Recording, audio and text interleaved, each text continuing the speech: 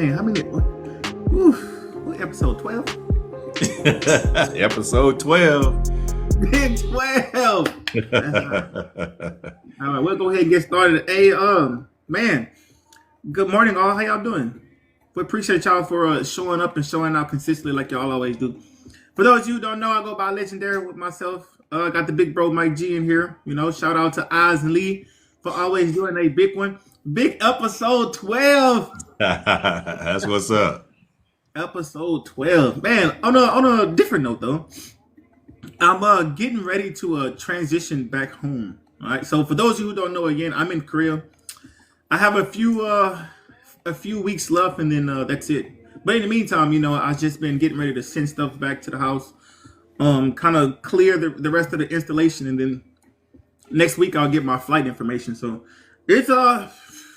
we getting there. We getting there. Just so y'all know, we getting there. Man, I haven't been this excited to come back to the States in a long time. Long time. Anywho, though, back to the podcast. Everyone, welcome in. Welcome to Parallel Gens.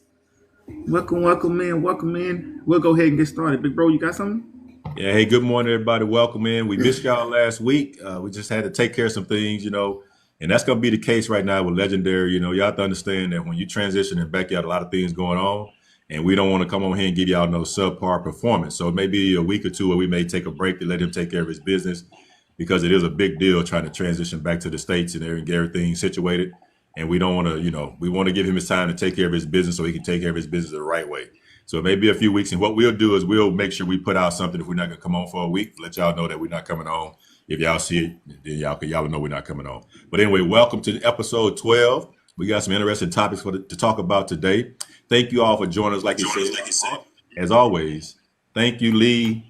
And thank you, Eyes, for always being there for us and taking care of all the background stuff to help us come out here and just run our mouths, because we like to talk. That's all we like to do is talk.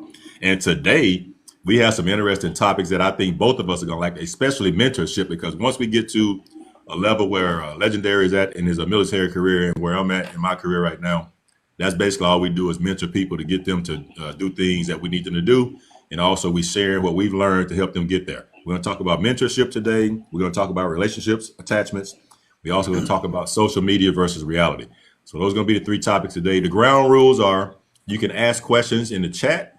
Lee and Eyes will write them down. And at the end of the podcast, we'll go back over the questions in order that we receive them in, and we'll answer those questions. And if you have any questions about anything else, we'll answer that as well. But we don't answer questions during the actual speaking portion of it. We just get through the topics. So write them down or put them in the chat, and they'll get the questions for us, and then we'll come back and follow up on them. All right, back over to you, big Legendary on mentorship. Let's go ahead and jump into mentorship, bro. Yeah, before we get into mentorship, don't forget to subscribe to the YouTube channel. For those of you who don't know, Parallel Gens is Genz. You can click on the bio within my profile or the Big Bro profile. They're both in there. It'll take you right to the YouTube channel. The first topic we're going to discuss today is mentorship. All right, so for those of you who don't really know, in a sense, this is one of the main reasons myself and the Big Bro decided to create this the podcast, right? Kind of get some mentorship out and try to teach the things that was taught to us and from experiences and doing it the wrong way and the right way, whether it's intentional or unintentional. But for the most part, man, you know, like growing up, I didn't have what you would call a mentor to kind of guide me through the right path or guide me through situations to where I was uncomfortable in. And I say that to say this. I didn't have a dad growing up. Obviously, I have a dad. I don't know him. I've never met him. But me joining the military kind of set the foundation for mentorship in itself. My first platoon sergeant, First Class Anthony Williams, man, I hope he see this one day. But he really laid the foundation when it comes to teaching me not only how to be a soldier, but the basics of being a man, right? And, you know, I've had uncles, I had cousins, etc. But how I grew up, in a sense, I never was really around them. And then I grew up in the church house as well. So even though I was in the church every day except Saturday, the deacons, my pastor at the time, they talked to me, right? But they didn't like give me one-on-one guidance. They didn't give me one-on-one mentorship. And when I say this, I don't mean this in a derogatory way by any means. It's just more so of like, it just didn't happen, you know? And when you think of it, or when I think of it now, it's more so of like maybe I should have asked different questions, or maybe I should have inquired about a lot of things that I didn't know that I needed to know in a sense. But the problem is when you're growing up in the world and you don't have that mentorship, or you don't have that leader, if you don't have that dad, that uncle, someone take it under your wing, you don't necessarily know which questions that you should and or shouldn't ask. You don't know the type of information that you should ask. So going back to Sergeant First Class Williams, big shout out to him again. He kind of sat me down and gave me the foundation. And he was one of the first one who was like, listen, man, nobody in the military is your enemy, right? And it was more so along the lines as like, you know how depending on where you're from, you got that pride, you got that ego, like, oh, everybody ain't gonna talk to me crazy, or everybody, you know what I'm saying, you're gonna give me respect and all that stuff. He had to sit me down and teach me that everyone in the military is not your enemy. They're gonna be good people, they have bad people, but at the end of the day, we all on the same team. I didn't really understand that concept because it was more so of like, why they talking to me like that? Why they treating me like this? Why they treat me like that? And to go even deeper, not to get into, you know, discrimination and or race like that, but he was one of the realest ones who taught me like, listen, and this was back in 2007. For those who don't know, he was like, man, you are already behind because you black, you know, and not to highlight that in a situation, but growing up into the military, you know, like that's always been in the back of my head. So I always felt like I had to do more. I had to, you know, go above and beyond because how I grew up in a sense, it really wasn't fair. And I hate to say it that way, but that's really how it felt with me growing up in the military. But with his mentorship and he teaching me how to maneuver through certain things, and he teaching me how to be a man, like the basic necessities, so that I can have a foundation to grow. It's what really propelled me to become the person that I am today. But I'll talk a little bit more on that. Big bro, what you got? Oh yeah. Hey, look here. Mine is it's similar, you know, military coming into the military from Mississippi and everything. But to be honest with you, my mentorship started well before I came in. My mom and where I grew up at, they all in that area went to the same middle school, high school, and all that. So once you know I came along and she was a single mom, I had dudes in the neighborhood, man, that looked out for me. You know, and they looked out for me. Hey, look here, look, little dude. You know your mama. Hey, you know your mama don't like that. You know, so no matter where I went, you know, I had somebody on me. And so, although I didn't know what was going on at the time, they were trying to keep me away from the things that they had gotten involved in. You know, at home in the hood, and because I played basketball and football and everything, so they were just trying to look out for me. You know, they always said, no, no, no, no, no. Don't make me come over there and grab you, you know, because you know you ain't supposed to be doing that, you know. So it started for me, but also to get back on the part you talking about, the military part. That's where it really took off at because I had a guy, you know, a white T guy that was from Deep Woods, Alabama. He took me under his wings, man. You know, and being from Mississippi, I wasn't used to that. I wasn't used to running to people that didn't look like me that cared about you, you know. And I was very lucky to find out at the beginning of my career because finding that set the stage for me that let me know that, like you said, everyone that doesn't look like me is not always out to get me. You know, they're going to be both on both sides of the fence. You know, so he took me on, and this dude, man, this dude was so real. I mean, he was white as could be, but he was so real. He could cook chillin' better than most black people. I'm just putting it out there. He was down like that, you know. So I know people don't get down with chillins. I hadn't eaten them in a while, but that's how real he was, though. But that mentorship you get in the military, man, it really sets you up for life, not just in the military, because you get someone that's pouring into you, you're gonna really thrive if you pay attention. And there's a lot of people out there that do those things for us, you know. So anyway, we'll get more into it as we talk about mentorship. That's just the foundation of where mine started at. Yeah, yeah. So I'm gonna talk about the downfalls in my own experience of not actually having a mentorship. And Right. again, the biggest one is, in a sense, you don't know what you don't know, right? And all of us, we kind of say, hey, that's just you being ignorant, even though that sounds derogatory in a sense, like that's genuinely what it is. If you don't know something, you ignorant to it. So it's tough to kind of put in words what it is that you're looking for, what it is that you need to feel, what it is that you're trying to maneuver through when you don't know how, or you don't even know where to start at. It's just like, you know, me being 18 years old straight out of high school, this is all I know. All I know is the things that my brother taught me. And say that my brother, he's literally 2 years older than me. I'm the youngest of three. And all I knew is essentially how I grew up. I didn't know how to be emotionally available. I didn't know how to properly communicate. I didn't know how to not shut people off when I felt, you know, upset, or when I felt like I couldn't talk about things that made me feel vulnerable or made me feel uncomfortable in a sense.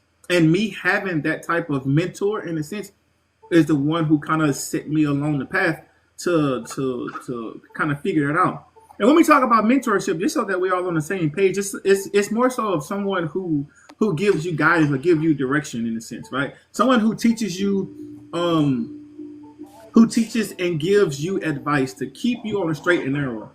Even if you don't feel like in a sense that you need that or that you require that, from my own experience, regardless of what your age is, it's okay for you to go look for someone or look into someone or talk to someone to kind of find that mentorship, someone that you're close to, someone who you in a sense feel like they care about you. And I don't mean caring as in words, I mean caring as in like they showing you that they're there, they consistently showing up, someone who you can trust in a sense and learn from, right?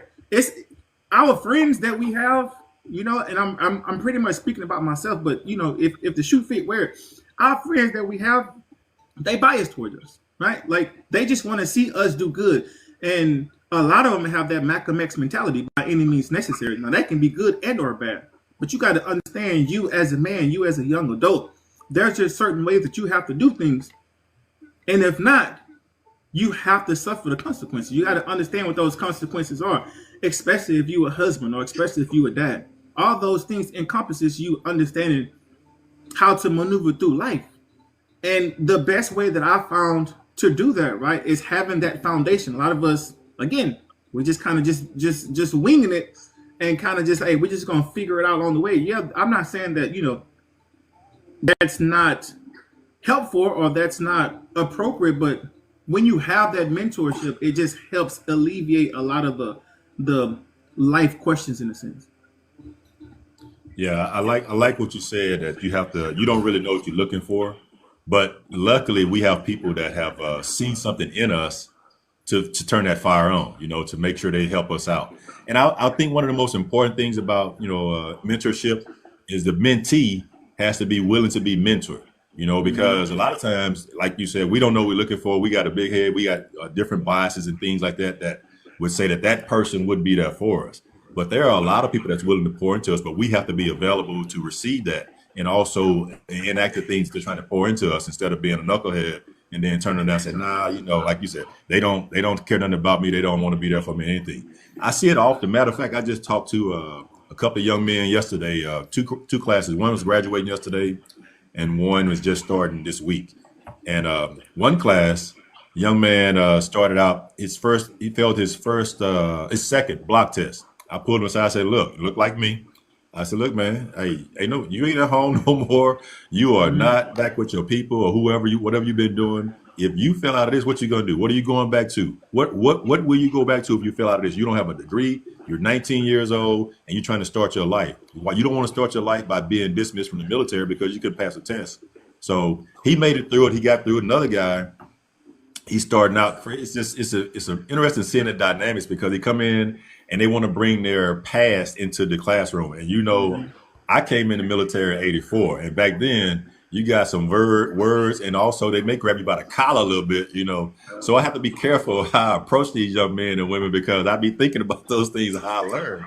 But I basically told him, I said, look, man, it's only gonna be up on you. You can't. I get it, your transition. I get that, but you have to let that go because you're not in that environment anymore.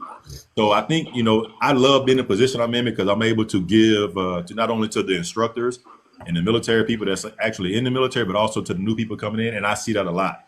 And a lot of them want to be mentored, and a lot of them have no interest in being mentored. Those are the people I say, you know what? I like a Whopper with cheese, no onions. Don't mess up my order when you get out, okay? But anyway, go ahead. And the last thing I'm gonna add to that when we talk about mentorship is exactly what Big Bro was saying, right? Give back, right? Don't gatekeep information. Don't gatekeep things that help you be successful in a sense, right? A lot of times we kind of compare ourselves to other people and say, hey, what I'm saying? When I did the situation, what I'm saying? I went through it this way, so I know how to do it. And you gatekeep the information to help others along the way.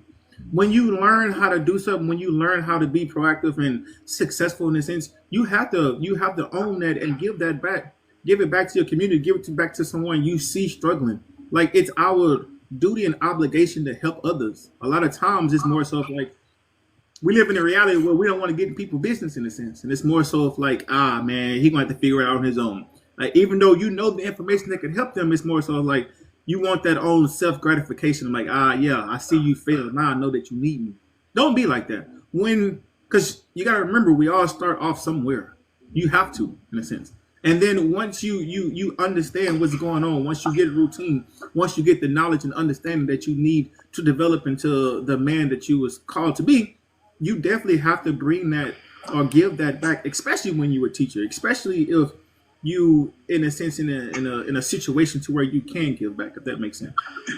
Yep.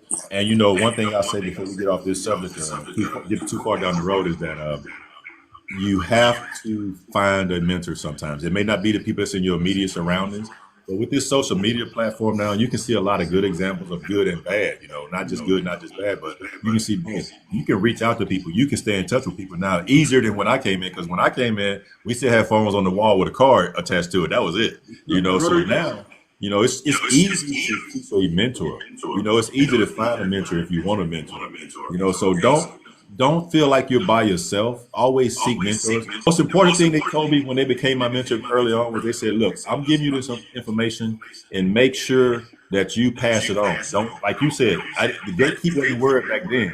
You know what I mean? So they made me probably say, look, I'm helping you out. All you got to do is do the same thing, pass it on. Like you said, you got to pass it on and be there for your people.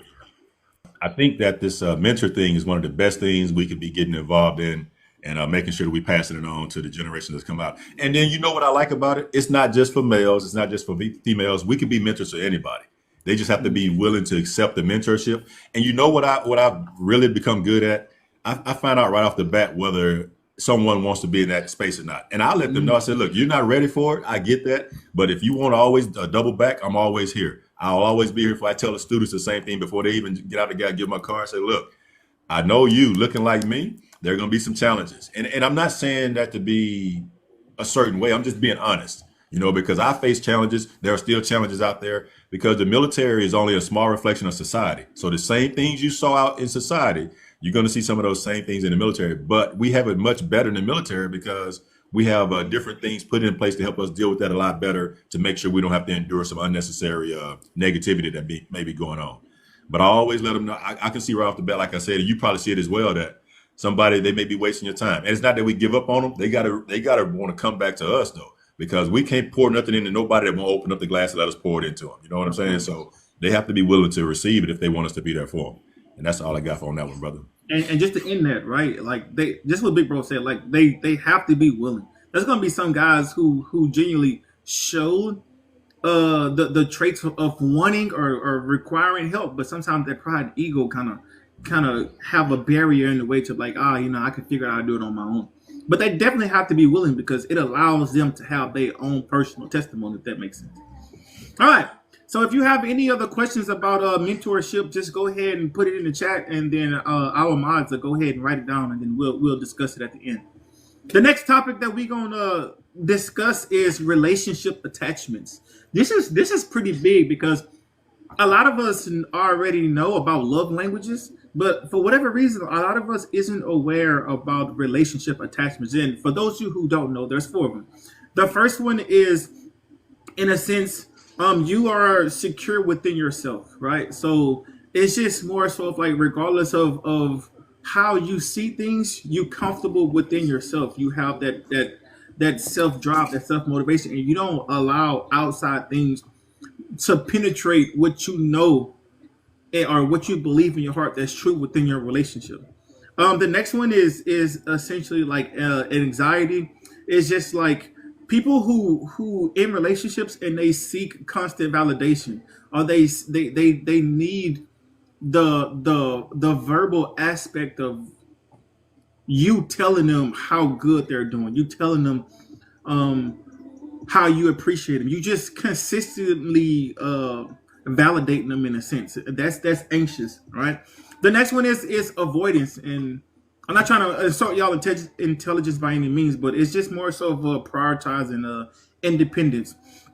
And the flip side of that is they maintain distance, so it's hard for them in a sense to to sit down and have the hard conversations. It's hard for them to talk about and expose themselves in a way to where they are vulnerable, and it's easier for them to just be dismissive. That makes to just avoid it.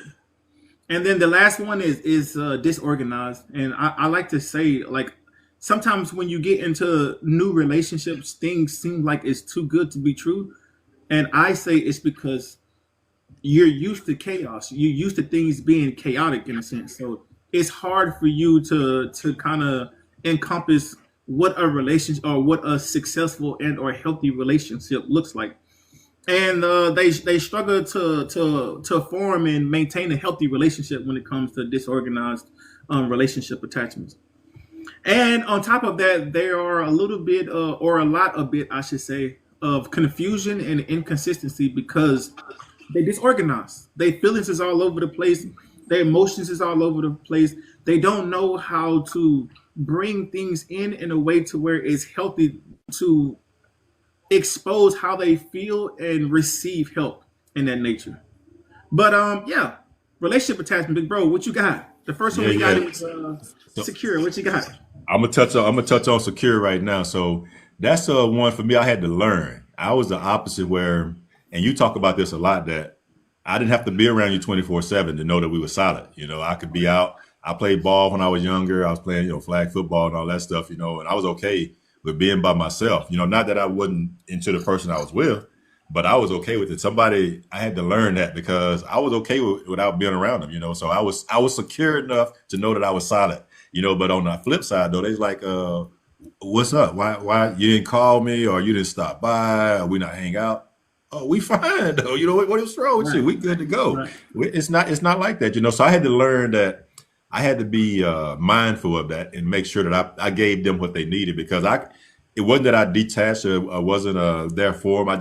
I was okay with that because I grew up in the way I grew up was I didn't always have to have someone around me. So even Mhm. I didn't see that from my the relationship examples that I had. People they weren't always around one another. So I had to learn that whole piece. So for me, I had to learn how to feed the secure part of being with someone. Because if not, then it was going to be disastrous. And I didn't learn it right away. I'll be honest with you, Mhm. because I got tired of being told that I didn't want to be there when I knew I wanted to be there. So I would bounce in a heartbeat.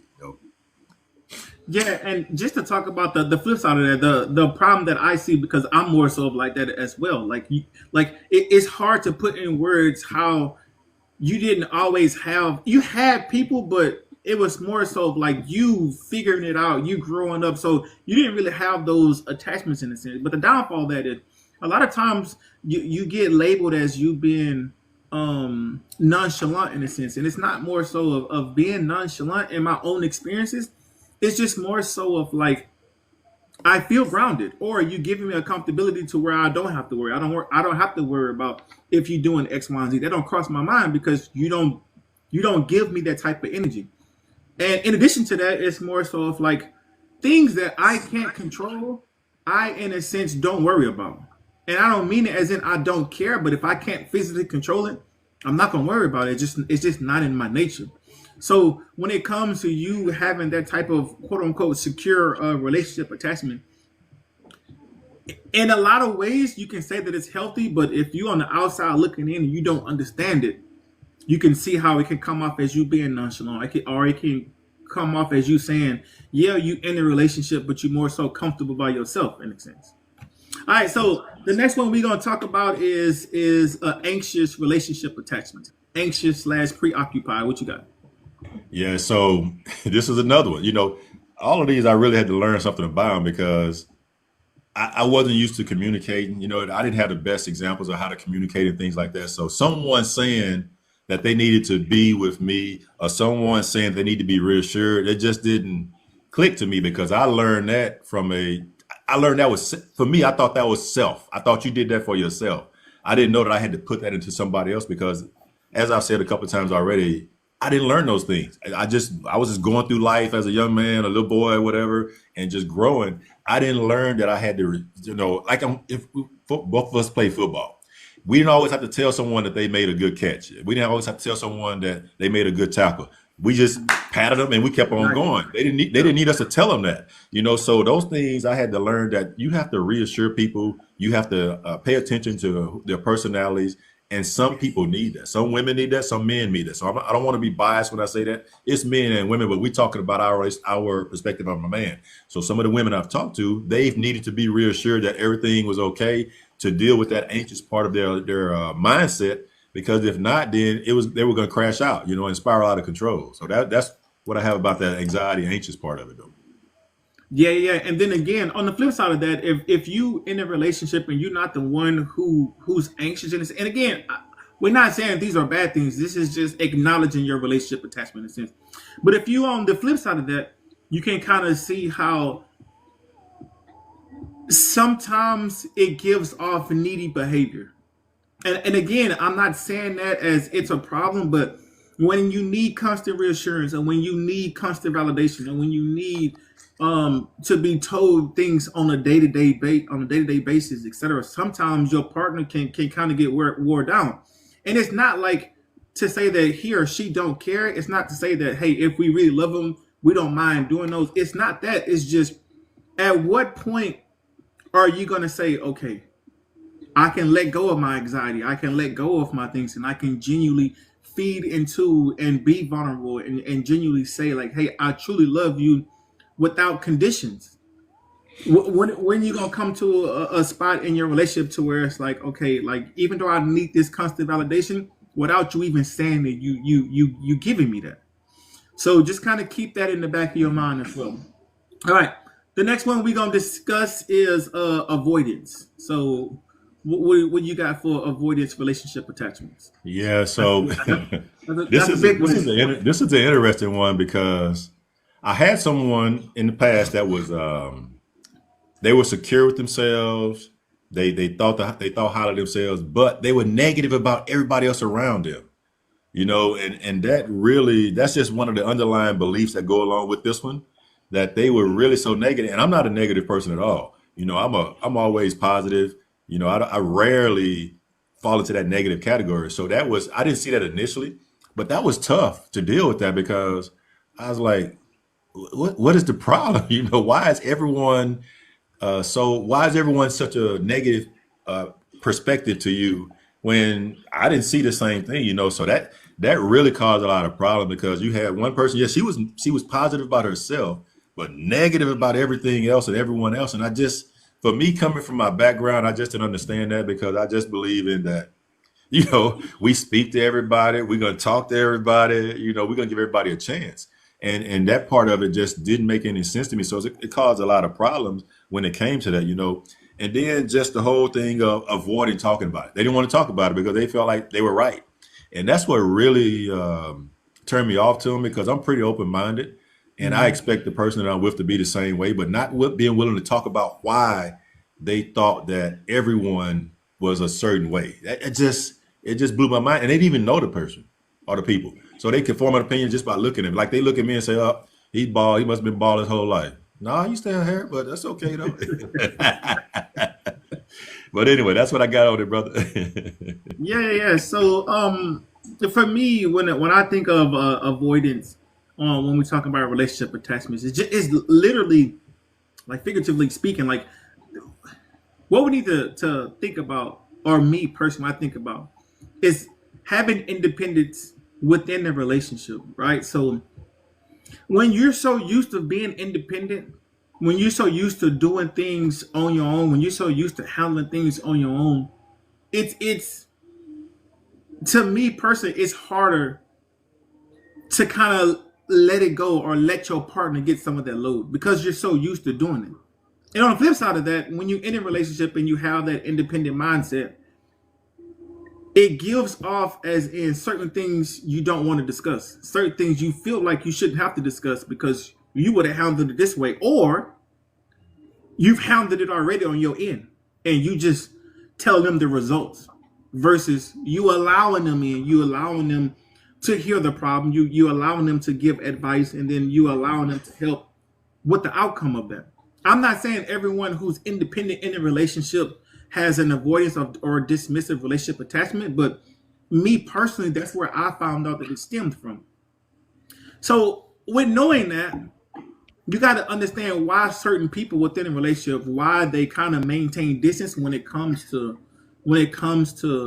talking about things, or when it comes to them having to share a workload, or when it comes to them having to share experiences and things to take them out of the independent mindset and into a relationship mindset. That's, to some of us it's easy, and then obviously we know to some of us it's a lot harder because you've been doing it for so long that it's hard to turn off, and or you ignorant to the aspect, meaning you don't really know that you're doing it because no one has ever told you that it was a problem. No one ever told you that, in a sense, it's not okay to just hold things in and just figure things out on your own when you in a relationship. But when you're not in a relationship, that's perfectly fine, especially if you have kids involved, because right, you're trying to teach them up the right way, you're trying to bring them up in a manner to where everything can be better for them, and you want to provide a better lifestyle than what you had. So you kind of have that in the back of your head, but when you come into a relationship, you have to learn how to start separating that, or how to dial that back a little bit, because it's not just you no more. And that's even furthermore true once you get married, because those two people, those two individuals, now they become one. So you can't be avoided. You can't be dismissive when it comes to things that you know as an adult that you need to talk about, or when you know things as your partner bothers them. When you know that stuff or might come up and it bothers them, and you more so like, oh, just get over it. Why you always whining? Why you always doing? That's a relationship attachment that people are unaware that they do. So you kind of have to be cognizant in the moment of that, and genuinely just listen to what they say and heat off that. But Yeah. I, from my own personal experience, have utilized avoidance a lot, especially when it comes to ghosting, right? Because I feel like, listen, if I know that things ain't gonna work out, or if I know that it's pointless to continue. And having the younger mindset, in a sense, it's just more so like, listen, if I felt like it was done, it wouldn't go proceed anymore, but that was it. But if you don't recognize or understand the relationship attachments that you have, then it's kind of hard for you to kind of figure out how to adjust and how to overcome them. Right. And I think, to add on to yours a little bit, legendary, I think that you have to be open, have open, honest communication. So if you're the person that's feeling that way, you have to be able to speak that out and say it. You can't just hold that in and don't talk about it, because it's going to doom the relationship. It's going to mess a lot of things up. So you have to be willing to have open, honest communication to let them know how you're feeling so you can deal with it. And also maybe share with something with that person. They may not even see that in themselves. And a lot of times we get frustrated about what our partners are doing, but it's not that they're doing something intentionally, but we need to make sure that we share what they're going through so that they can understand it, because sometimes we may be teaching them something. We just don't even know that. So just want to add on to that one a little bit from my perspective of how that I think that looks. Okay. Yeah, yeah. And then the last relationship attachment is disorganized.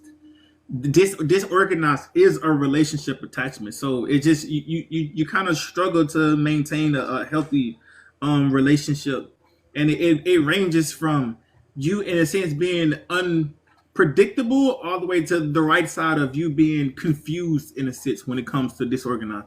And like I said earlier, like when you used to chaos, or when you're used to things being chaotic, and when you're used to things going wrong, and when you're used to things not working out, regardless of who you feel like is the primary problem in that situation, it's just what you're used to. So now that you get into a healthy relationship, it seems foreign. It seems too good to be true. It seems like, nah, at some point the real you is going to show up. Sometimes we Right. call that self-sabotaging, but when we talk about relationship attachments, that's called disorganized. What Right. are your thoughts on that?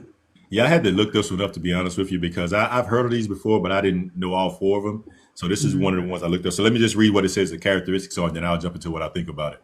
It says individuals with disorganized attachment have experienced trauma or instability in their early lives, leading to mixed behaviors in relationships. And for me, my mixed trauma was watching the women that were put in charge of raising me do things that taught me not to trust women. They taught me so Yeah. well that I was so good at breaking off or sabotaging relationships. I didn't even know why I was doing it until I had to get some help for it. So mine was watching women that I cared for and loved as my caregivers do things in relationships that harmed men. And that's why I learned that, and to be honest with you, until I was able to get a little help for it, I learned that women could not be trusted because you got to think about it. I'm watching these people that I love and cherish do these things. And I'll give you an example. And I think I've said this before. I won't keep repeating it all every week, but one of the people, their husband would leave the house, then we would get bags packed up because he would be gone for like a week at a time, and we left the house right behind him with bags going to another man's house. So that's what I was seeing as a young man. So that formulated in my mind that, is that how women are? Because these are the women that I trusted to be Right. my mentors or to raise me on without them saying it. They would be my mentors who how women act. So I had to really learn that one, man. And that took me a long time. I'm not gonna lie, because it was just ingrained in me that that's how it was gonna be, and I couldn't change it. So that's what on disorganized. When you hear disorganized, you don't think about those type of things, but that's what it's talking about. Those are early childhood traumas, that things we've been through that we've not carried into adulthood. What's your thought? Damn, that was pretty deep. But what's your thoughts on someone thriving in a disorganized relationship? If that makes sense. Yeah, yeah, that's tough for me, because I'm like you. We're gonna sit down and try to talk about it. We're gonna try to get through it, but I can't function in chaos, in drama, and things like that, in negativity. I just don't do it. And so, but I'm not gonna give up right away. But if you're not willing to change, then I'm gonna make a change, and it's not gonna be good for that person. So I just think that it has to be talked about. You have to be able to talk about it, and you have to be with someone that's receptive to listening to what you're saying about it, so you all can come to a common ground on it. Because we have to realize, though, neither one of us are always right, but we have to come to a common ground to make sure we deal with issues that we're dealing with, that we're going through. So that I would have to deal with it straight on, no hiding it, no sugarcoating it, just talk about it. And hopefully, look here, I'm gonna be here for you. We can either go to counseling together, I'll be there with you, or you can go by yourself. But we got to get this figured out, though. That's me. Yeah. So I'm more so on like it definitely have to be mutual when it comes to you wanting to get out of that. Because unfortunately, just because you believe it in your mind to be true, or just because you love someone in a sense, that don't necessarily mean that they feel the same way, or it don't necessarily mean like how much I love you, it should change you. And unfortunately, as an adult, you realize that that's just not the case. And it's sad, it's heartbreaking, it's in a sense it's more so like gloomy, because you see all of the right things, or you see the potential that this person could be or could become, but they don't see it for themselves. So they kind of self-sabotage, or they kind of just kind of wither away in a sense, or if you will. But I'll tell you this: when it comes to a disorganized relationship attachment, I want zero parts of it. And I say that because there are people that I know personally who thrive in a relationship being chaotic. And because of my own personality, because of my own upbringing, because of my kids, because of what I've learned in life, I know that I could not be a part of that. Because everything about that would just bother me. Everything about that I really feel like it would just be toxic. Even though when you think about a disorganized relationship, the first thing I think of is toxic as hell. Because how can this is just me though, no pointing fingers by any means, just so y'all know that. But from the outside looking in, how can you thrive in a disorganized relationship? Like how like the problem that I have is how do you input your left and right limits when it comes to something that's disorganized?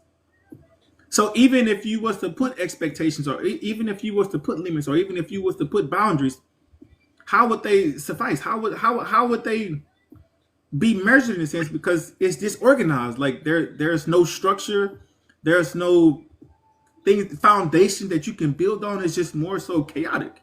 So it's hard for me to wrap my mind around it. It's hard for me to get into the mindset to where like, yeah, it's okay to be disorganized in a relationship when it comes to relationship attachments. But yeah, Yeah, that's just my thought. yeah, no, and I think to add on to that, I think one thing we both probably experienced, we both grew up in the church, and a lot of times when they see people that's been married for 30, 40 years, they say, see, they made it through all of that. They got to a point where they made it. Yeah, they had some hard times and things like that, but they were going through a lot of the things we just talked about now. They were Man, going through those things.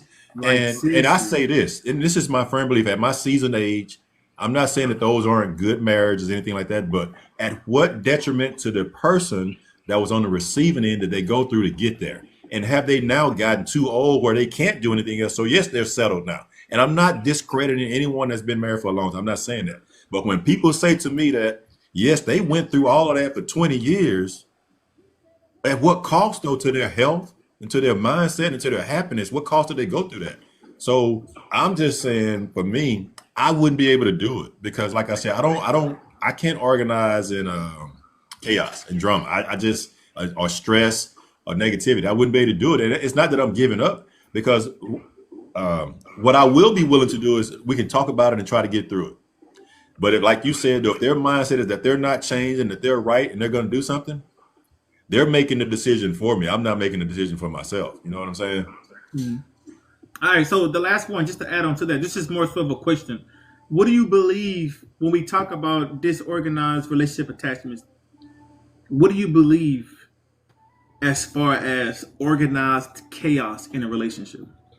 Nah, it depends. Like if we're talking about, if we okay, it's positive and negatives, right? It may be positive and negatives. Dealing with the kids, that's going to be organized chaos. You can't control that. The kids going to do what they want to do, but we have to be on the same page when it comes to how we're going to discipline them, how we're going to manage that organized chaos. That's going to be organized chaos because you never know what you're getting, especially when they're little babies. You don't know why they're crying and things. To me, that's organized chaos. But it's a good organized chaos though. But now, if you're telling me though that I have to deal with you spending money or you talking to me a certain way, disrespecting me and things like that, I'm not going to thrive in that. That's disorganized chaos that I cannot deal with because I'm going to respect you, and all I respect you to do is to respect me on the flip, and just give me the same respect I'm giving you. And I'm not saying you can't have an opinion. I'm not saying you can't say I'm doing things wrong, but we just talk about it. And I'm a big believer in that. Just because we talk about something negative doesn't mean that we have to change up how we treat each other. It's just a negative topic we're talking about. But if that says that you're not going to talk to me for 2 days or sleep in another bedroom, who wants to live like that? Dang, you bring up some interesting topics.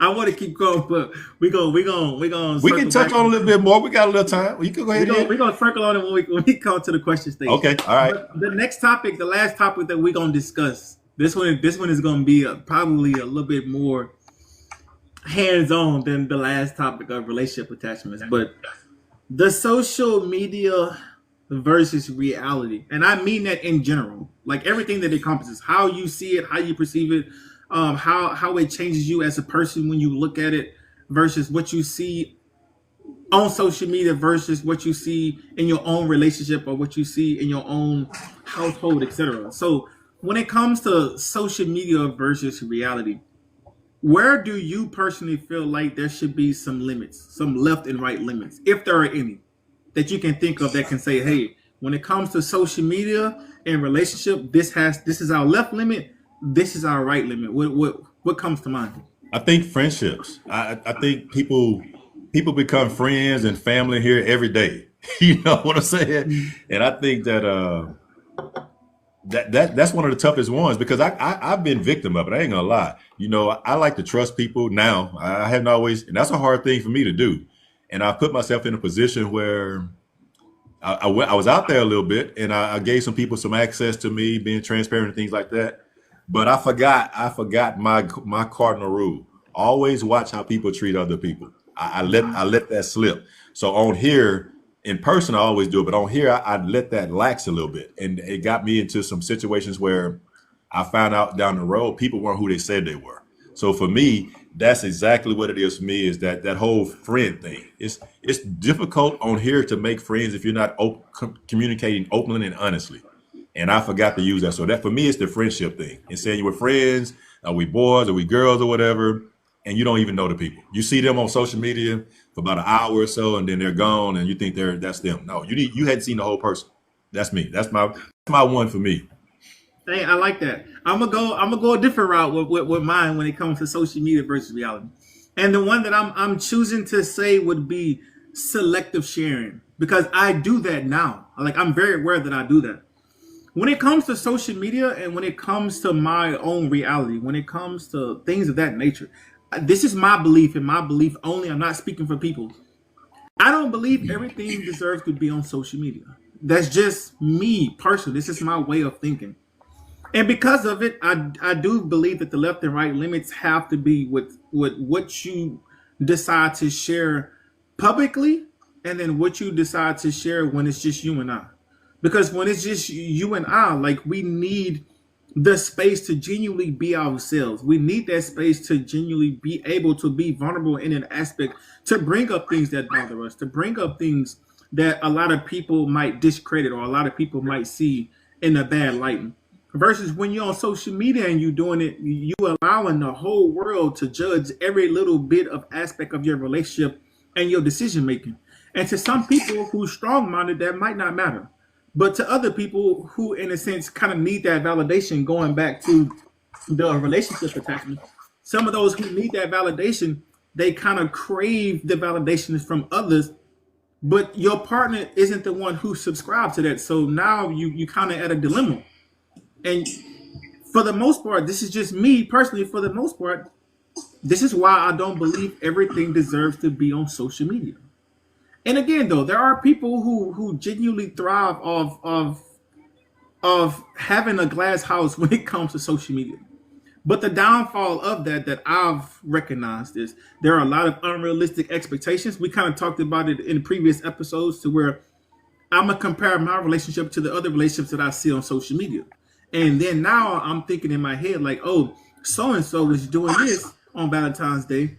Why didn't you do this? Or at a bare minimum, why he's doing that to his girlfriend or her boyfriend, etc. Why are you not doing that? And now I'm starting to compare our relationship to other people's relationship, not knowing that you don't see what happens behind closed doors or when those cameras turn off. You don't see the type of financial situation they're in. You don't see what they foundation look like. All you see is what's presented to you on social media. And I say this, like I said, all the time. A lot of things that happen in reality don't make it to social media. And what I use is, let's just say that you take 5 pictures, and out of those 5 pictures, maybe only 2 of those make it to social media. Why is that? It's because you don't like the rest of them, or you would have posted them. And when you think of it from that aspect, right, then you start peeling an onion back and say, hey, you know what? Maybe everything isn't what it seems when it comes, or when you look at things on social media. So again, that selective sharing and for me is my social media versus reality. What else you got? I like that though. And one of the things that gave me a perspective of who you were as a person is when I first started coming to your room last year. And then people would ask you certain things, and you would say respectfully, I'm not going to answer that, or you would just hear it and keep on going. Okay. And I agree with you 100% that you should do that, because and what amazed me though is that some of the people got pissed off with you because you wouldn't tell them, which is kind of mind-boggling to me. You have a choice to make whether you share or don't share, but they got mad with you about that. So I used to always sit in the background and just watch and listen, and I was like, that doesn't make sense. This is a person that you should want to be with and want to talk to, because you know, one, that they're not willing to share everything about their relationship or their personal life that shouldn't be on social media, but they would get mad at you about that, so that really messed me up. Another thing I touch on what you just said was about them pictures. How many times, and this may hit some people, and I'm not talking to you, I'm talking to people outside this chat. How many times have you seen people in filters and you never see the true representation of who they are? And that bugs me, because, and I get it. It's a look thing. I do get that, but I don't know who you are. I don't know what that filter is doing to you. So I don't know who I'm looking at, really, to be honest with you. So I don't really like that filter too much, because if I had one, the team here already know what filter I would use. I got this dude that's on the beach with some six pack and looking good. That's my filter. I use that one, but I don't use it. I come be my true That's self. not really a filter. That's mine. Okay. All right. So look. All right. So here we go. We're gonna go down this rabbit hole. All right. So when it comes to filters / editing, etc., from a man's perspective, do you think that's catfishing? Yes, no, and or why? With the filters? Yes. Oh yeah, because I don't know who I'm looking at. I'm not looking at a true representation of who you are as a person. So I see something, I say, oh, I think she look nice, and then you talk about it all the time. Is that you talk about all the time where the wagons and things like that, things are made up. So if you ever meet them in person, it's going to be a rude awakening, because some people may get their feelings hurt from some people, because they're like, wait a minute, This ain't who I've been talking to for the last 6 months. So it definitely is catfishing, man. In my perspective. Man, listen, I don't wanna take this the wrong way with the podcast because it's going so well. But man, the few times that this has actually occurred and I was to meet them in the real world, oh man. Some of the people who you think, i.e., IG models, all these. And again, I'm not discrediting anyone. I'm only speaking from my own experiences. That is it. They don't look like how they represent what they look like on social media. And to a certain extent, there's no way that I feel like you can discredit the title of catfishing because that's what it is. There's no other way to describe what we as men are looking at when it comes to that aspect. When it comes to you having filters or you editing your material, Yeah. and unfortunately, it's the same thing that goes with makeup. Now, this is gonna hit home too, but again, this is not bashing women. We're not bashing women. We're just speaking from our own perspective, just so you understand that. When when we say that we prefer the natural look, to some women, that's hard to understand. It's hard for them to understand that concept because you kind of equate what we like to the physical likes on social media and not necessarily listen to what we're saying. If you ask me, would I prefer a woman who has a beat face versus someone who's naturally beautiful or naturally gorgeous in a sense? Well, I'm gonna get the natural aspect every time. And the easiest way for you to kind of grasp that for a man is we know exactly what we're getting. And it's not like we don't appreciate makeup. That's not what we're saying. The problem is when the makeup alters what you genuinely look like. It should just be an enhancement. It shouldn't change you from. It shouldn't change you. Watch myself. It shouldn't change you in that aspect. But yeah, what's your thoughts on that? Just to wrap it up, and this is gonna be real short. You're living a lie, and you're representing yourself as a lie. If I don't know who the true person is, and if I did it, I would be doing the same thing. So it's not about men and women. It's just been a factual statement coming from me that if I don't see who you are as a person, it's representing a lie. That's just my opinion. Okay. All right. Well, listen. This was for those of you who don't know again or just came in. All right. The first topic that we talked about was mentorship. The second topic was relationship attachments. I feel like we deep dove in that one a lot, and then the last one we just discussed was social media versus reality, and that just in general, not just one particular part. But yeah, if y'all have any questions or anything that you would want us to discuss in that aspect, by all means, we're here. Bro, you got something? That's it. Hey, thank y'all for tuning in. We look forward to all the questions. We know it's early, so the one thing we're gonna promise you guys that we can make an absolute is that once Legendary come back, we're gonna set a standard time and day, so that way we can get this, make it a better time. We're not saying this is a bad time, or anything like that, but we understand it's a Saturday morning at 7 o'clock, 6 o'clock, and 5 o'clock in some areas. We get that, but unfortunately, right now he's in Korea, and that's just the way it has to be because he has a platform, I have a platform, so we try to touch both of them. But yeah, so we're gonna make sure we get that. Once he get back and get settled in, we'll put out a definite. We'll have a set date and time that we're doing this every week. But we do appreciate you all tuning in this early in the morning. That's facts. Like it's so funny because like every time I hear the thought of like, hey, Legendary coming back, I don't know. It's just something like, bro. First off, I'm on the way back. Just for those who don't know. Secondly, I'm on my way back. Stop playing with me. Waffle House, here we come. Oh, listen. I'm not playing around. It is so crazy to just say that. So, like, it's just like, it's so many different moving parts that's happening right now. So, again, just what Big Bro said, like, if we're not able to do the podcast at a certain point, like, we'll let you know in advance. But it's really, I just want y'all to know it's really on me.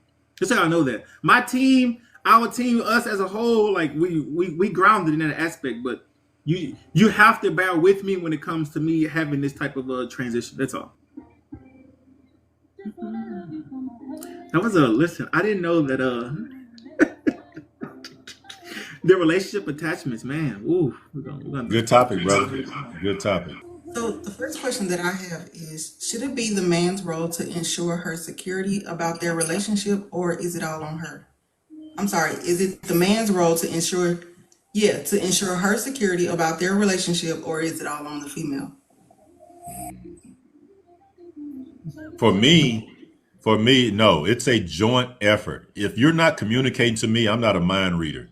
So I may not catch it. So if it was on me and I missed it, then that's going to be tough. So I think that it's on both parties to communicate exactly what they're going through, whether good or bad, to make sure that they can be on the same page. Because if we're trying to mind read, I'm not from Louisiana. I don't have no cards and things like that. I can't do those type of Oh things. Lord. So we have to make sure that we're both communicating and that we are both expressing exactly how we feel about things, from my opinion. For me, there's two main things to that. The first one being just what you said, big bro, right? You have to tell us when things are bothering you, regardless of how small and or how big you think it is. If it bothers you, say something. And the second part that I say is we have to come to some type of compromise. Like me, I don't think there's no other way around that. You have to come to some compromise about how it is that you receive information, let's give information, and then how we're going to move forward. Right. You have to have compromise. It can't just be, hey, this bothers me, so I would like you to not do that. Like that's one sided. And again, some of you might not see a problem with that, but where's the compromise? Because you got to understand we're not the same person. So where is the compromise? You can't bring up a problem, bring up a solution, and then not offer a compromise. From my own experience. I like the compromise thing, because that's very important. We're two individuals. We're gonna have two different ideas and thought processes about how we deal with things. So we have to definitely come to a compromise. But what I will also say is that this is something that people miss this at the beginning of relationships. These are things that you should talk about at the beginning as far as how will you deal with conflict resolution. Because you can't wait till the conflict come and talk about it because at that time, one of us or both of us are heated and we don't want to hear nothing. So I think this is one of them things that should be talked about at the beginning of the relationship about, and I'm not saying the first date and all that stuff. People always jump on me for that. I'm not saying the first night I regurgitate everything, but I am saying though that it's not a maybe, but there's going to be conflict of something, whether it's small or big or whatever. So you talk about, hey, look, if we have an issue we want to talk about, an issue we want to deal with that we don't like or dislike, how can we deal with that to make it smoother and better? And I guarantee you, that would help if you don't build a relationship as far as a romantic relationship. It will help build a great friendship, though. That's just my take on it. Definitely having that foundation, absolutely. Okay, so we have one last question. If One there, last question. yeah, I only had two. If there is someone that's having a crisis and you're mentoring them with resources to help them, but they're not utilizing the resources and the situation worsens, what would you do? From my own experiences, it really depends. Because I'm a sole believer in some people need to go through hard times. And even though me being a parent, me being a dad, I don't want my kids to go through tough times. I don't want to see them struggle. I don't want them to touch that stove because I know it's hot. But sometimes some people genuinely learn from those type of interactions slash mistakes. And as much as we want to protect them from doing that and we don't want to see any type of harm, some people learn the most by being hands-on, and unfortunately that comes with a lot of consequences. But I would say on the flip side of that, that's how you build resiliency. That's how you build self-awareness. That's how you become emotional intelligence. That's how you become the things that you want within your partner. And a lot of times we kind of equate, Lord, why are we going through this at this time? Why is this happening to us? Why is this going on? And you kind of get into the mindset of why you're happening. You don't see the bigger picture. You're only looking at what's happening right then and there. But once you go through it, and once you come out on the other side, now you can understand why you went through it, what you learned from it, and then how you can implement it moving forward into not only your relationship but life itself. Well, that's what I got. I like what you said about going through it. If you go through it the right way and you go through it with in a manner of where you're respecting each other's difference of opinion, it'll build a relationship that'll have a foundation that can't be touched. So, and going back to the question, we said it earlier. If you close your cup to me, I cannot pour water into it. So I'm not going to react any kind of way to it. I got to realize that you have to go through that, and you will learn eventually, I hope, and then you will get it. But I can't make you take what I'm saying. A lot of times women hit us up with you don't understand, you don't know. But as he says all the time, we're just giving a man's perspective. We're not giving a woman's perspective. So it's not that we don't understand, but we can only give our perspective. So if I'm talking to someone and they don't want to take my perspective, I can't do anything about that. I'm gonna feel bad for them, because if it's something I know that they're really doing wrong and I can help them and they don't want the help, I do feel bad for them, but that's their life to lead. And like Legendary said, hopefully it's going to help them build up some resilience so they can deal with it better the next time or get through whatever they're going through in a positive manner. And it hurts, man, especially when it's someone you care about, or it's someone you invested in, or when it's someone that you know has so much more potential, so much upside. But as much as you want to do it for them, they have to be willing to do it on their own, which is why I'm a big advocate on not forcing people to do anything. Because if you do that, then you're gonna get a different version of them. They're only doing it to please you, not because they really want to do that. Yeah. I think you really have to let them be adults, because I don't, now, did I like going through the childhood I went through? No, but I'm appreciative of what I went through, because it helped me be the person I am today. Dealing with the trust and dealing with the abuse and things like that, it really turned me into the person I am today. And if someone like, for instance, if my grandmother had come and taken me out of that where I wouldn't have been there, I wouldn't have learned that it's not cool to put your hands on a woman no matter what they're going through. I wouldn't have learned that in a personal way. And because my mom went through it, I really learned that that's not something that I would ever in my life dream of doing to a woman, because it's just not. It's just immature. And it's because you can't use your words or because you got your feelings hurt that you're doing those things. So I think you have to go through things and learn them in life, and it helps you be a better person on the other side.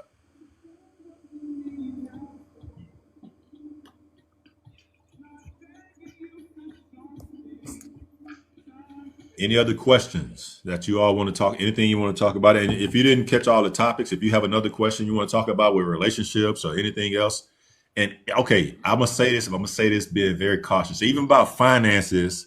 But we're not going to talk into a whole ledger. We're going to do a whole class on finances eventually. But you can ask finance questions that can be answered in short statements. Legendary.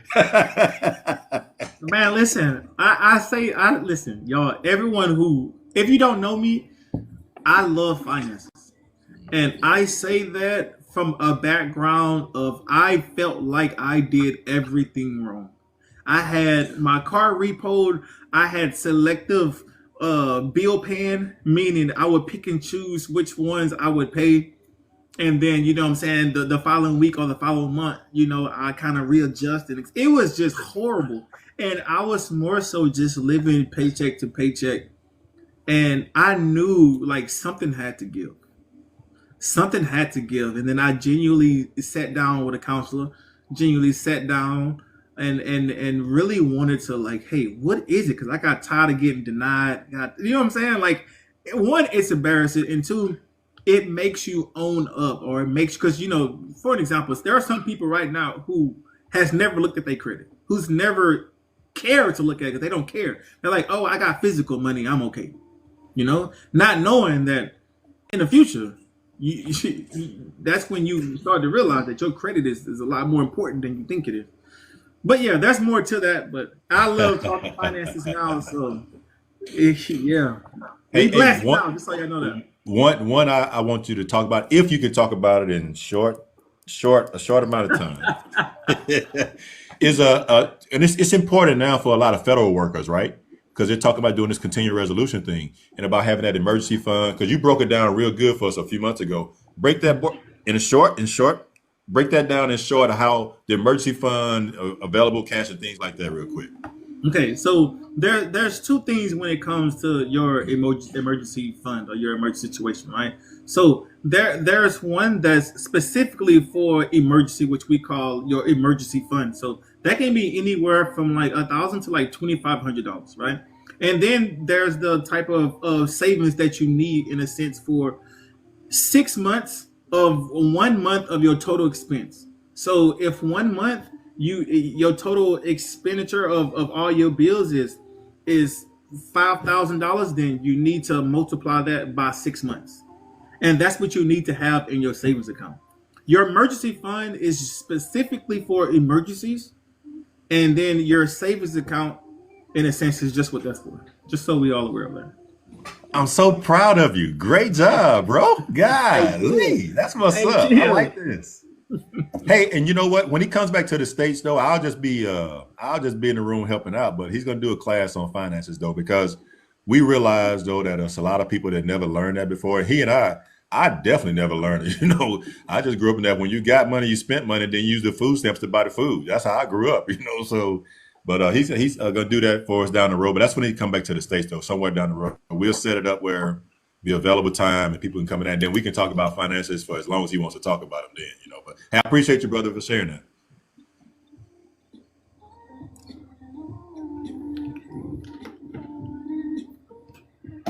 Anything else? We have a question in the chat that says, where should someone look for the crypto wallet code, please? Crypto wallet code? You mean like the actual number for the wallet? That's on whatever wallet that's assigned to you. That's assigned to you. If you're talking about the seed phrases, that's different. Seed phrases is essentially keys to your crypto. And to make it easier so we can all visualize it, just kind of think of your high school locker room, right? Like the lockers in your hallway. Everyone knows what's your locker number, Alpha 12 or Bravo 2, 3. Everyone sees that. The problem is everyone can't get into it unless they have the specific code. And that's what we call seed phrases / keys. So if you want those, you would have to take them off exchanges. So you have to manually move them from one wallet to whatever crypto cold storage that you buy. And if you don't know what I'm talking about, or I can see how this can become complicated, but I promise you it's simple. It's literally you moving your crypto from one wallet to a cold storage. You have this cold storage in your hand, and the only way that someone can get in it is through the keys / seed phrases. And the seed phrases is anywhere from 12 words to 24 words. You type those words in to whatever computer that you attaching your USB to, and then it'll automatically open, if that makes sense. Oh, Lord, a topic? What happened? Hey man, I really enjoyed the topics today. You know, great topics. I think all of them were thought provoking as always. Appreciate the knowledge that you share. You know, and also appreciate the team keeping up with the chat. Lee and Oz, thank you all very much. Looking out for us and taking care of us. And we want more questions, but if you all don't have more questions, we're not just gonna, you know, take up your time on this Saturday morning. But just let us know if you have any questions before we jump off, though. Lee and Oz, do y'all have any questions for us? Anything, ma'ams? I don't have anything. All right.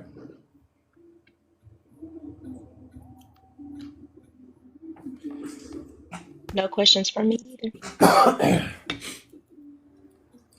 right, man. Well, listen, we appreciate y'all, as we both said, for always coming in and showing out and being receptive to myself and the big bro.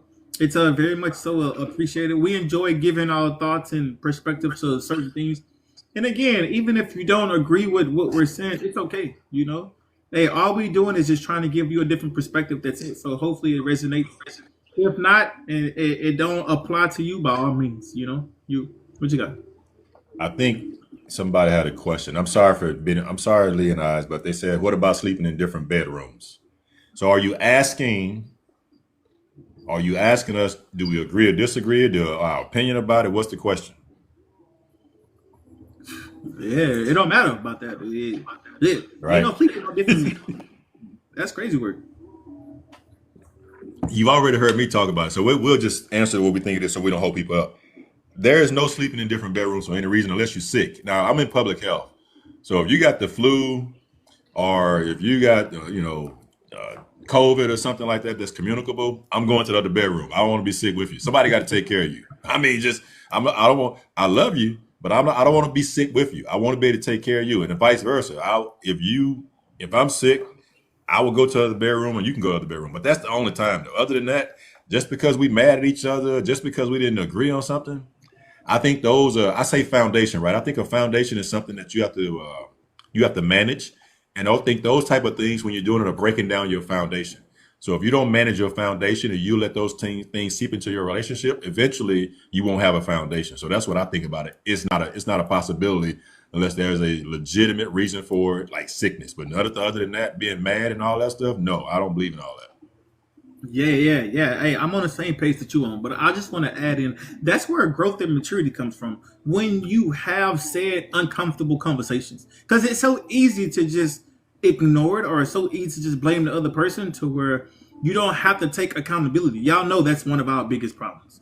And when I say I mean as society. It's hard for us to take accountability in situations that we don't feel like it wasn't our fault or it wasn't X, Y, and Z.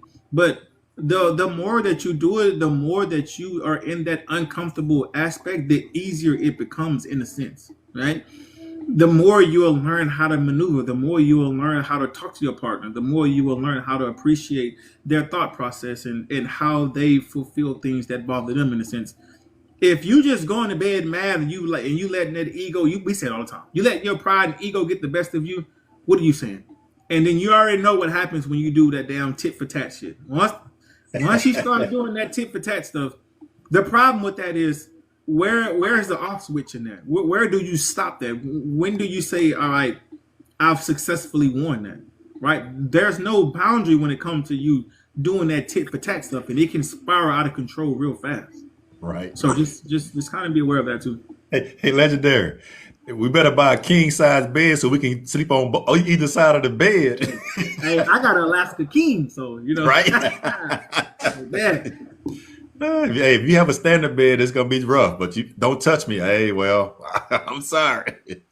And it's so funny because a lot of us don't really know that there is bigger beds out there. And this is so off topic. There's an Alaska King, there's a Texas King, a Wyoming King, a Cali King, and something else. One more. But for those of you who don't know that, those are real bed sizes. And I got Alaska King, just so y'all know that. I digress. That's what's up. Is it okay to DM even casually? It depends, man. It really depends on the mature aspect. Because if you DMing somebody and you genuinely have questions or you genuinely showing them appreciation of what it is they do, that's okay.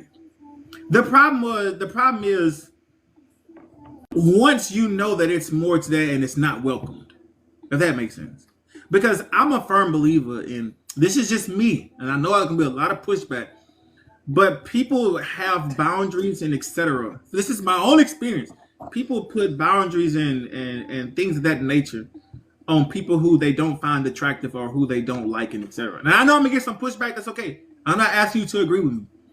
But in my experience, because if it's somebody who you genuinely like, or if it's somebody who you can genuinely be like, okay, hold on, he look okay, or she looks X, Y, and Z, you know what I'm saying? You'll be more receptive than someone who just sending you that. But the bad thing about it is when we think of DM, we think of it as in somebody trying to shoot their shot. That's not necessarily the case. No, I agree. There's especially because of what we're doing on here. We're going to meet people and things like that and network and all that. As long as it stays on a above level conversation, I'm good with it. But if it changes, then I'm cutting it off because I don't have to even think about that because it's just the right thing to do. Is it easy to do? Yes, it's easy to do and get away with something. But I'm a firm believer. This is one of my other analogies. I don't like skeletons in my closet. So if I'm doing that on the low, I got skeletons in my closet. I need to check Mike G then because that's wrong. So yeah, I don't believe it. If it's below the surface, if it's above the surface, it's genuine. It's communicating because you get people on here. Sometimes they're reaching out and they want help as far as they want to talk to you about an issue or something like that. That's perfectly okay as long as they keep it on that level, though. You know what I'm saying? It has to stay that way. That's a good question, though. Yeah. And unfortunately, man, when you think of DM, it's just like somebody shooting their shot. Yeah.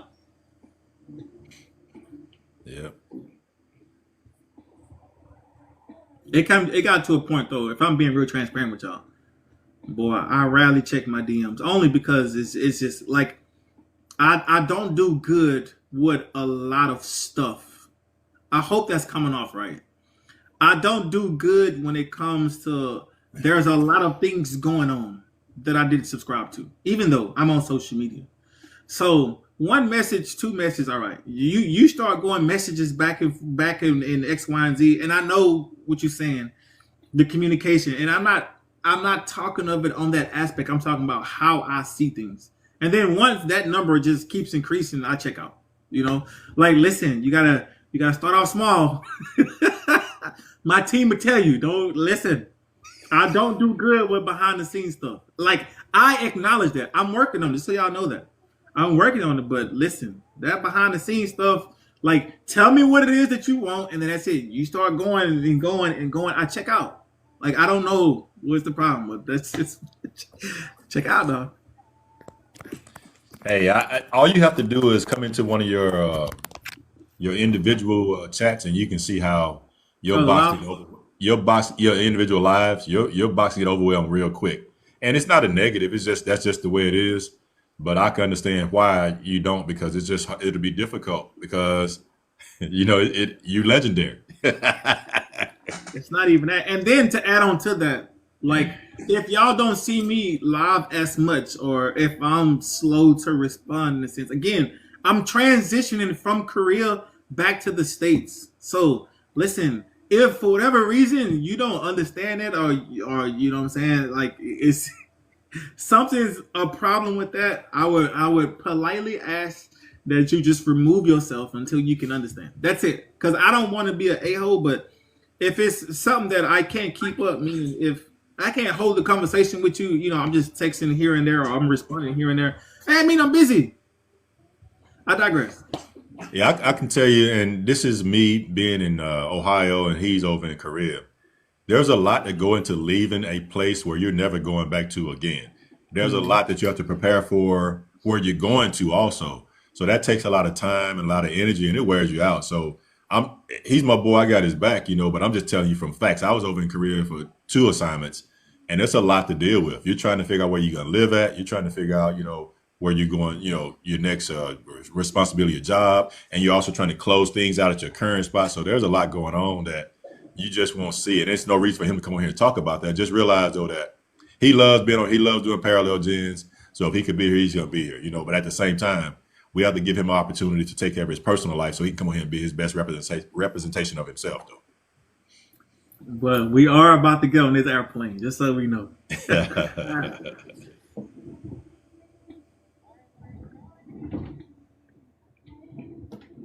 All right.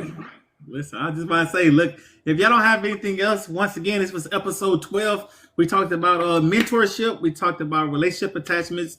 And the last one we talked about was social media versus reality. As always, Oz Lee, we appreciate it. Big bro, you already know, right? For those of you who haven't subscribed to the YouTube channel, this will get transferred to the YouTube channel. It's Parallel Gens. Gens is Genz. So just go to YouTube, check us out. If you would like it done easier, you can go to link in my bio, or Big Bro bio, or Ali bio.